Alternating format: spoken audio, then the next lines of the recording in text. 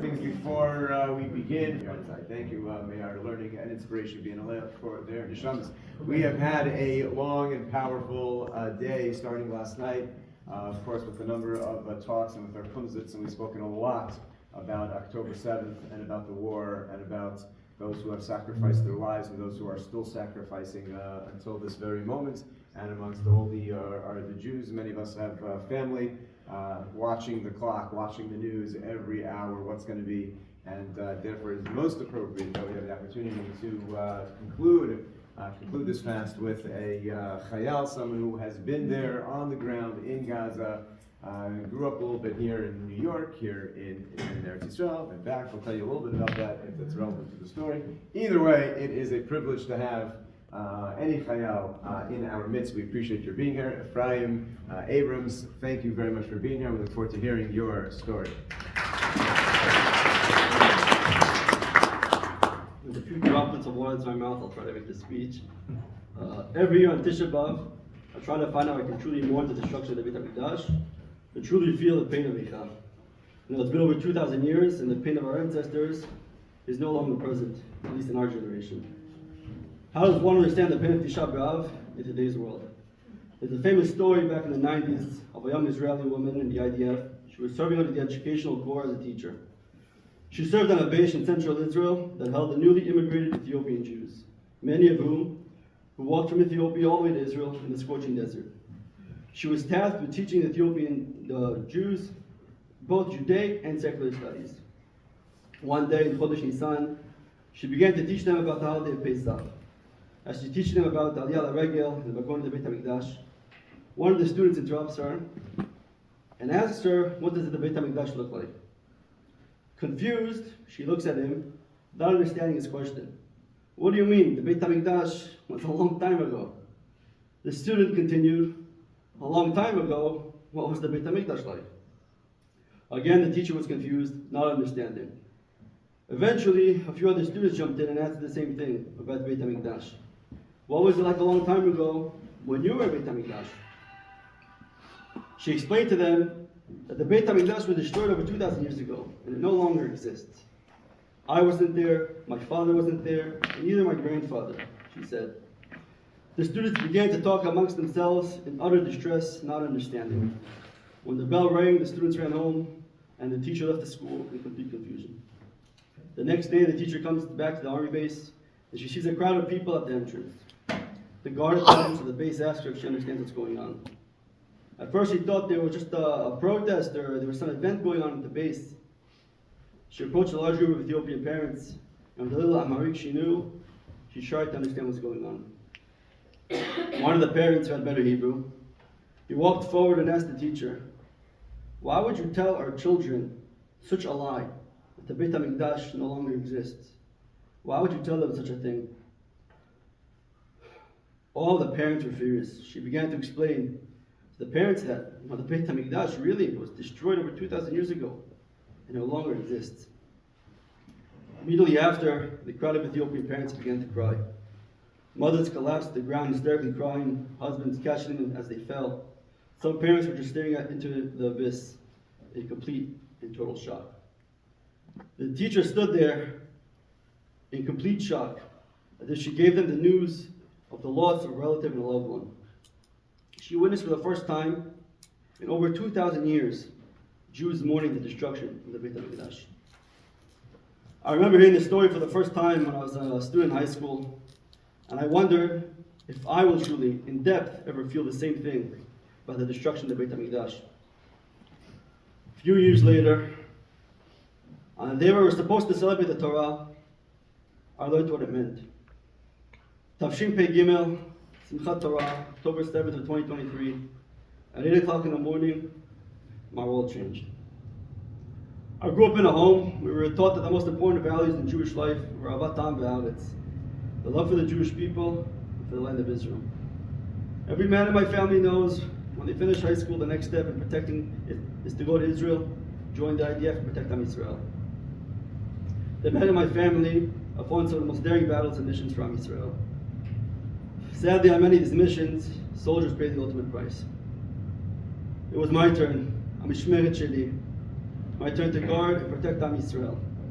My turn to walk in the footsteps of heroes. I made Aliyah 5 years ago to Israel.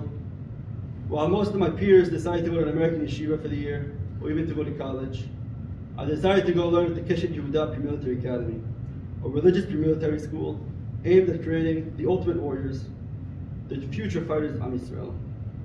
A few months after graduating from my pre-military school, Keshet, I was drafted to the IDF under the Combat Engineering Corps.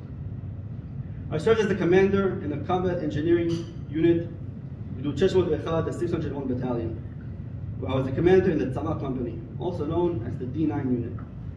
Our unit's specialty is in heavily armored construction vehicles. We operate armored bulldozers and armored excavators. Our task is to demolish anything and everything that stands in our way. Handasak Kravit Rishonim Tamid. Combat engineering is always first. This is who we are. First to go in on every mission. We never complain about being first, and with our silver berets, with our golden hearts, and with a big smile we go first. We're first, no one can go before us. We level the battlefield, we pave the roads of hell, we destroy all IEDs and all booby traps that are placed by the enemy. We destroy all barriers that prevent us from annihilating true evil. As the commander of the D9 bulldozers, we're tasked with the most difficult job, going first into every battle and every mission. Every general and every unit wants you. Nobody dares to move without a D9. You're the enemy's worst nightmare, you're every soldier's hope. But I'll be honest with you, for the most part of my service, that wasn't the story. Either my entire service or just a regular soldier doing regular guard duty, waiting for this boring service to end. It was the week of Sukkot, Tavshin Pei Gimel, October 2023. I was on a Regila, a military vacation for the week.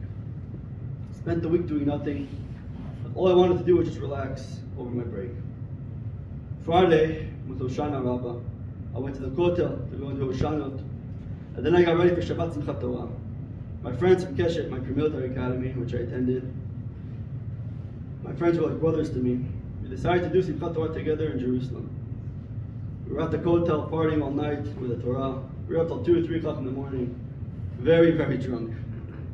We departed our ways at about 2 or 3-ish, and we went back home to sleep. The morning of October 7th. Before Shabbat, I set an alarm for 7 o'clock in the morning to go to shul. I woke up from the alarm, and I decided that I was still too drunk to go to shul. So I continued to sleep. At 8 o'clock in the morning, my phone went off. But I don't remember setting an alarm for 8 o'clock. I knew something was up. I knew it was a phone call. So every soldier in the army, whether religious or not, has to have a phone on them on Shabbat or even on Chagim, just in case there's an emergency. Never in my service did that happen where they needed to call me on Shabbat. I looked at my phone. It was my officer, who would never call me on Shabbat unless it was an emergency. I immediately answered the phone. Shabbat Shalom Idan. My officer begins to tell me that something happened down south by Gaza. They're firing rockets at us, and a couple of terrorists infiltrated. I didn't think much of it. A couple of terrorists infiltrated, and the army's got it under control. I get up and decide to get ready for shul. I'm gonna have my phone with me just in case they call me up again. I go to the bathroom to get ready to go to shul. As I'm brushing my teeth, the toothbrush is in my mouth. It's 8:15, and air raid goes off. I live by the central bus station in Jerusalem. You never see rockets fired over there. An air raid never goes off here. I go out to my mirpeset, to my porch, and I see rockets flying over Jerusalem, over the central bus station. I see the Iron Dome hitting them down. And right here, something was wrong. I knew war had broken out, and all hell just broke loose. I was still debating if I should go to shul, but every 5 minutes there was an air raid, so I couldn't even leave the house. I remember my religious neighbors in the apartment. They weren't able to see, they didn't know what was going on. We were stuck in the bomb shelter. But because I was in the army and I was able to use my phone, I told them what I knew. Which at the time wasn't much compared to what we know now. I go back to my apartment on the 8th floor and I begin to pack my bag in case I have to go back to base. I immediately get a phone call, Ukpatsta. You were jumped, come to base immediately. A few minutes later I receive another phone call from my logistics officer, telling me that I must go and get a bus in Talpiot in Jerusalem as I'm the only commander in the district of Jerusalem, and I have to pick up the bus for my battalion. I go and pick up the bus, and I create a WhatsApp group, and I forward to all the companies in the battalion. There are over 30 soldiers that have to get to this bus. I conveniently parked the bus outside my house, obviously. I'm in charge of it, so that's what I'm going to do. And I told everyone to come to my house, to my address, and take the bus, and from there to the Golan. I remember seeing on Shabbat morning, in the peaceful streets of Jerusalem, on the beautiful Shabbat day, and for those of you who have done Shabbat in Yerushalayim, you know what I mean. The weather is perfect, the sun is out, and it's not too hot. But the reality was far from this. Just a few miles away, Jews are being slaughtered. And we didn't even know it at the time. At least, not to the full extent that we know today. We make our way to the Golan speeding. We were stationed October 7th. Prior to October 7th, that's where the battalion was. All of our armored vehicles and all of our equipment from the battalion was there. Within 48 hours, we gathered all of our equipment and all of our armored vehicles. Within 48 hours, we found ourselves on the Gaza border, waiting to embark on the greatest invasion of enemy territory in Israel history, maybe even in Jewish history. 2.5 weeks of hell in the Shitchei Kinus, the pre-invasion fields. Mortars and rockets are being fired at you. Sleepless nights, not knowing what's going to be. And the worst was the smell of the decaying bodies around the kibbutzim. A smell that pierces the soul. We didn't invade Gaza right away, as the IDF wanted to clean up the Gaza border of the terrorists who infiltrated Israel. Only then could we attack. The IDF also needed to gather all the bodies for those who were slaughtered in the kibbutzim in the Nova festival. For 2 weeks, the Gaza border was covered in bodies. It smelled so bad. I remember a team from my company was sent on a mission to go and retrieve bodies. They're on the Gaza border by Ma'avar Erez, the Ma'avar Erez crossing into Gaza. The other guys in my company and I, who weren't sent on this mission, we were in the Shitchei Kinus in the pre-invasion fields, working on our vehicles. I remember sitting with my friends and sniffing, and I asked if anyone smells that vile scent. It kept getting worse and worse, and we had no clue where the smell was coming from. Then we realized that the other guys got back from the mission, where they retrieved the body of a soldier who was on the Gaza side of the border. There were many dead bodies on the crossing, mostly of terrorists. All of these bodies were already a week and a half decaying. A few hours later, Hamas started firing rockets and mortars at us. We all screamed out Geshem Sagol, which means purple rain. And the army means the enemy is attacking with mortars. It's time to take cover. Since we're in the open field, and the safest place to take cover is an armored vehicle, and the safest place to take cover is in the D9, under the D9. As they were firing rockets at us, I quickly ran to the nearest D9 to take cover from the rockets and mortars. As I got onto the D9, I realized that the D9 that I'm under is the same one that just came back from this mission at Ma'avar Erez. There was blood all over the bottom of the D9 and remnants of decayed bodies. The smell was the worst smell I ever encountered in my life. And I couldn't leave the D9 because if I were to leave, I would risk getting hit by a mortar. I was seeing the mortars firing right next to me, landing on the ground. And I was stuck for what felt like an eternity in this horrendous smell. Before the invasion, each team of D9s was debriefed on what their mission was. My D9 team was the best team in the entire division, which meant we were getting the most important mission. We were dispatched to a reservist tank company of the 2nd Battalion. The chain of command told the reservist company commander to make an all-star tank company with the best reservists he could find. This company's name was Zam, Rage. This was the deadliest force to ever enter Gaza. These men were terrorist-killing machines, true heroes, and I was dispatched to them. The company commander begins telling us the battle plans, what our mission, what our assignment is, what our objective is, what our mission is. Our company has the most important job in the entire division. We are the first ones to open the gates of hell and to invade Gaza. There will be no men in front of us. The entire army will be behind us. We'll be the first ones to counter the enemy.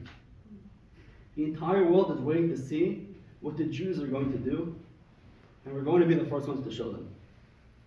The companies were split into two teams, Koch Ikari and Koch Hod, the main force and the attacking force. The main force will go on first, leading the way, and the attacking force will guard the way. Combat engineering is always first. Handasak Kravit Rishonim Tamid. We were 4 D9s spread through the company, 2 for each team. My D9 and my partner D9, we were the main force. Shmuel, we were going first. We were the first to enter Gaza. We were the first division to enter Gaza. We were the first brigade in the division to enter Gaza. We were the first battalion in the brigade to enter Gaza.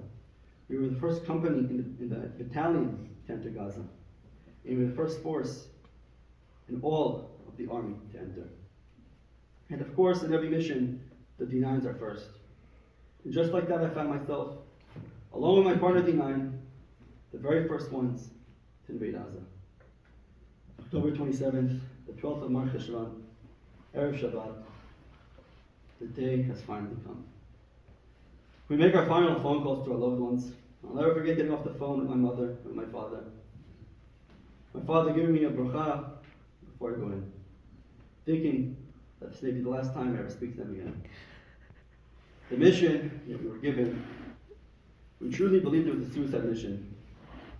I remember having to explain to my soldiers this mission, and not knowing how I'm supposed to explain to them the mission they're going on is a suicide mission. To go first to meet the enemy. But we had strong emunah. We prayed with great strength, bravery, and humility. Ve'oz ube'anava. We began the invasion. We opened the gates and we entered hell. Gaza, untouched. Not what you see today. After 3 days of the invasion, I volunteered to go to the Bar battalion under Givati. They were in need of a D9. It was here where I witnessed a great tragedy. A massive battle broke out between us and Hamas. I won't get too much into detail, but you could feel Sharei Shamayim in the Shetach. On the radio you hear, a terrorist has an RPG. Seconds later, he fires it at the Nemer APC. Tishav Lufim, Shlosha Palachim, 9 killed, 3 wounded. The Namer, which is an armored vehicle, was hit and 9 men were killed instantaneously. 3 were wounded, 1 of whom did not survive his wounds. Right there in front of my eyes lay the bodies of 10 Chayalim who fell in battle on Kedushat Hashem. They called this Ason HaNamer, the Namer tragedy. It was right here, as I see these bodies, pieces, where it really hit me. This is war. In the first 2 weeks of the war, I slept only 4 hours. These were the hardest days of my life.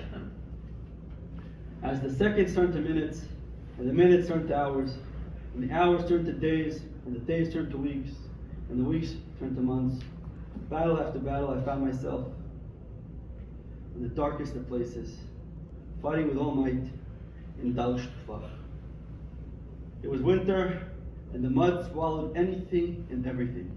The Nukhba, Hamas commandos, were well trained, were all around us, and you could feel the presence of Malach Hamavet, the angel of death. It was the worst place I'd ever been to. It was our last mission before the next phase of the war. We made it to an intersection where over 15 RPGs were fired at us. And by the hand of God Almighty, nobody was killed or hurt.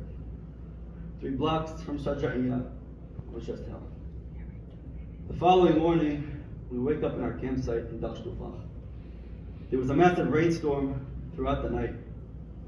In the morning, we woke up, and my partner's D9 and my D9, we were eaten by the ground.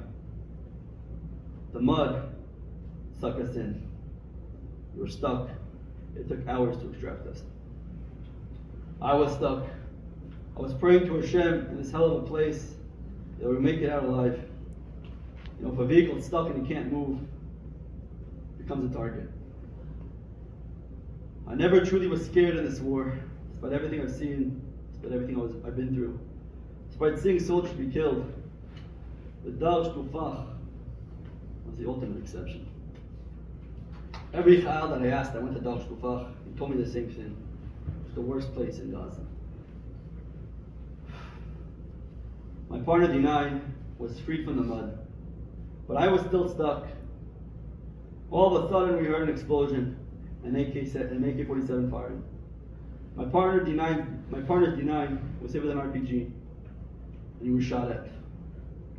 Many men were wounded. I'm still stuck in the ground. My soldier and I start praying. I remember my soldier starts to say Tehillim, and I've never in my life saw someone say Tehillim deeper than that. We're begging to Hashem to spare us, to let us live. I looked behind the window to see what's going on. I saw a soldier being carried out on a stretcher with no sign of life. It was my partner, Sufyan. My partner Sufyan was killed, and his soldier was wounded. Along with a few other soldiers from the nearby PC, where those soldiers were also wounded. I saw Sufyan on the stretcher, and I told my Chayal, don't look. Shmirat Ta'anayim, you don't need to see this. 24 hours later, I found myself back in Israel. On a bus up north, heading to my partner, my Tzemed, my brother in arms. Heading to go bury him. January 2nd, 2024, Chaf Aleph Betevet, Sufyan was killed. Sufyan was a Druzi soldier. I wasn't even sure if I could attend his funeral. I called up my rabbi from Keshet, Rav Abrams, and I asked him if I can go. He tells me, not only can you go, you must go. Your partner Sufyan is a tzaddik. He died for Am Yisrael Kedushat Hashem, and is going to be buried as a tzaddik amongst tzaddikim. Following this tragic event, the IDF went into its next phase of the war. We started going on missions that were different from the last 4 months, where our main task was to find tunnels and rocket launching sites. In my unit, we uncovered some of the largest terror tunnels in Gaza. In one instance, we uncovered a massive tunnel by the Netzarim corridor, a tunnel that stretches 10 kilometers long. The use of this tunnel was to carry out Hamas logistics. Terrorists would travel in this tunnel to get from southern Gaza to northern Gaza. 10 kilometers long, all for the purpose to kill Jews. And where was this tunnel found? Under the Turkish hospital and under the Environmental University of Gaza. This was one of the many tunnels which I take honor and pride in saying I took part in discovering.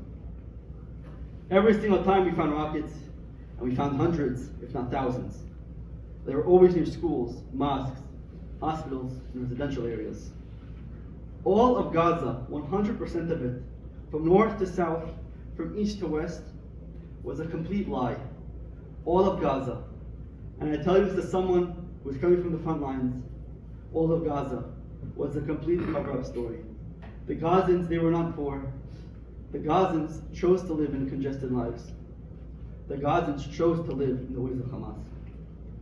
See, the main goals of Gaza was not to be free and independent. Its main goal was to kill Jews. On one of my missions, I was dispatched to a Commander Reservist Brigade, the 551st Brigade. It was a Shabbat day, and we uncovered an Islamic Jihad training base. What I'm about to tell you, you never heard before, and it never even made it to the news. The Islamic Jihad had a base less than 3 kilometers away from Israel. It was designed to look like an Israeli military base, as well as a kibbutz. On the kibbutz part of the Islamic Jihad base, they had a room that imitated a school, because they were planning on invading Israel and getting their hands on Jewish children. I remember seeing this room as I'm tearing it down with D9.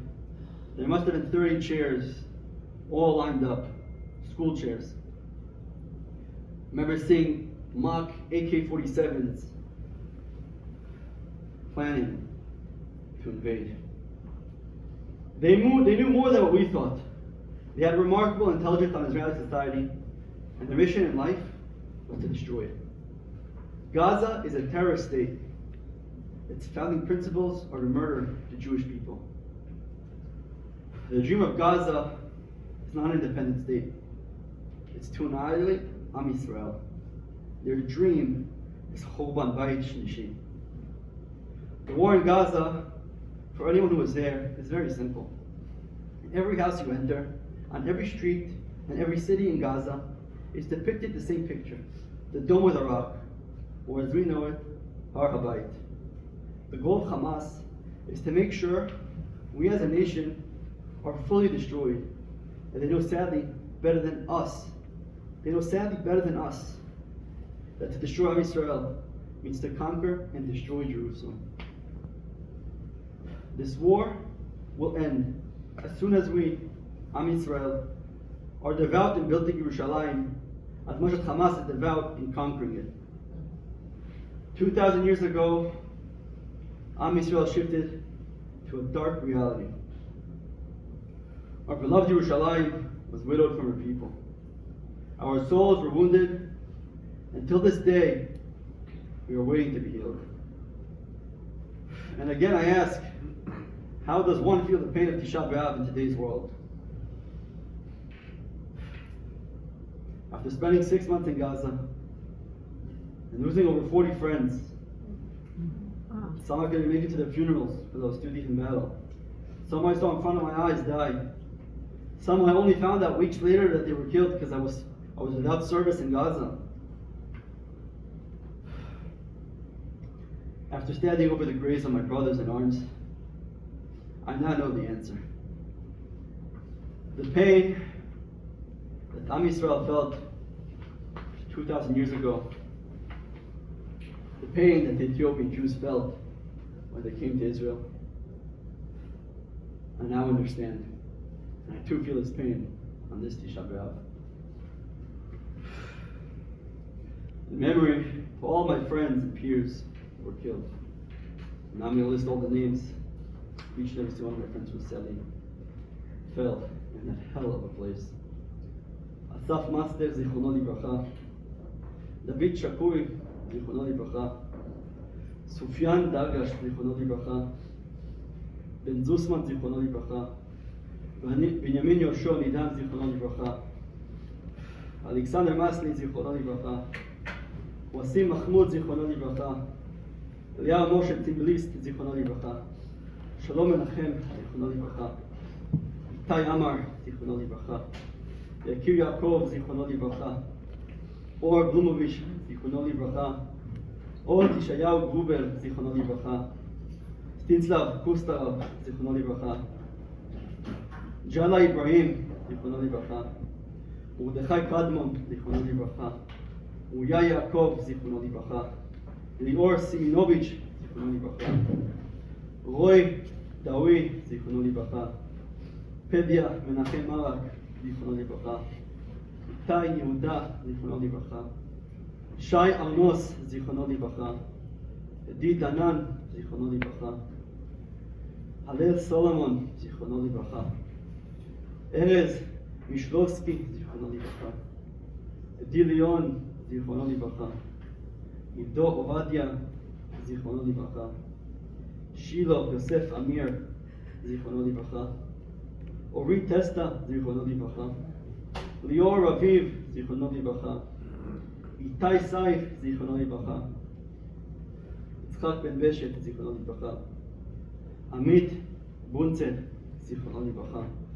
Kfir Yitzchak Franco, Zichrono Livracha. Itai Shlomo Moreno, Zichrono Livracha. Uri Amesh, Zichrono Livracha. Yonatan Yosef Barned, Zichrono Livracha. Yaakov Uzeri, Zichrono Livracha. Boris Dunvensky, Zichrono Livracha. Yair Zoluf, Zichrono Livracha. Sebastian Ivan, Zichrono Livracha. Eyal Nir Brokovich, Zichrono Livracha. Gal Meir Eisenkopf, Zichrono Livracha. Eyal Shominov, Zichrono Livracha. Tachshach, Zichrono Livracha. Uri Muyal, Zichrono Livracha. Each and every single one of these 40 plus soldiers who I knew, who I fought with, who at the start of my service, at the end of my service, who I even shared a cup of coffee with in Gaza. Each one was a story, it was a life in itself. My friend Kfir, he was supposed to get married a few months ago. Shai, he was supposed to come home to his 6 kids. His wife has no one to help him support his kids anymore.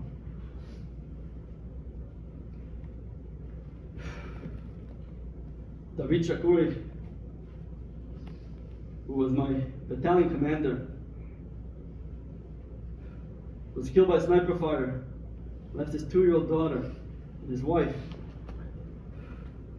without a father and a husband at home.